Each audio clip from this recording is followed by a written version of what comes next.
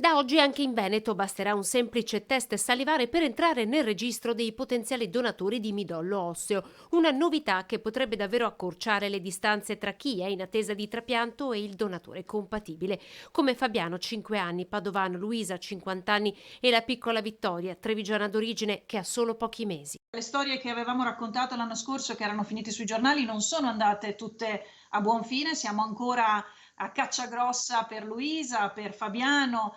ci sono nuove storie perché c'è una piccolina che è Valentina e ricordiamo che non solo in Veneto ma in tutta Italia ci sono persone che davvero da un momento all'altro si trovano di fronte a un muro e i donatori rappresentano davvero una boccata d'ossigeno. Paola Baiguera, presidente di Atmo Padova, spiega come funziona il test salivare Fai da te, che verrà mandato a casa a chi ne farà richiesta previa iscrizione sul sito www.atmo.it.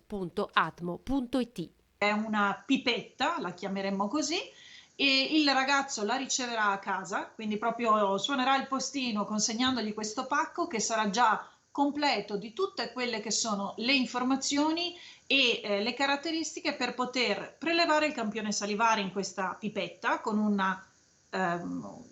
una procedura che è indicata proprio passo passo, molto, molto semplice. La pipetta deve essere richiusa, imbustata con vari passaggi indicati e poi rispedita. Nel momento in cui riceveremo il campione salivare, lo porteremo direttamente a Vicenza, dove c'è il macchinario per poter analizzare i dati genetici. Potranno eseguirlo i giovani tra i 18 e i 35 anni, non solo prelievo dunque presso i centri trasfusionali, ma anche con il nuovo kit per la raccolta dei campioni salivari, un metodo semplice e veloce. Una volta trovata la compatibilità genetica, che è una su 100.000, si verrà contattati per una prima verifica dello stato di salute. Il prelievo delle cellule avviene con un procedimento molto semplice a quello della donazione di sangue. L'unico obiettivo è quello di far entrare più giovani possibili nel registro dei donatori di midollo osseo.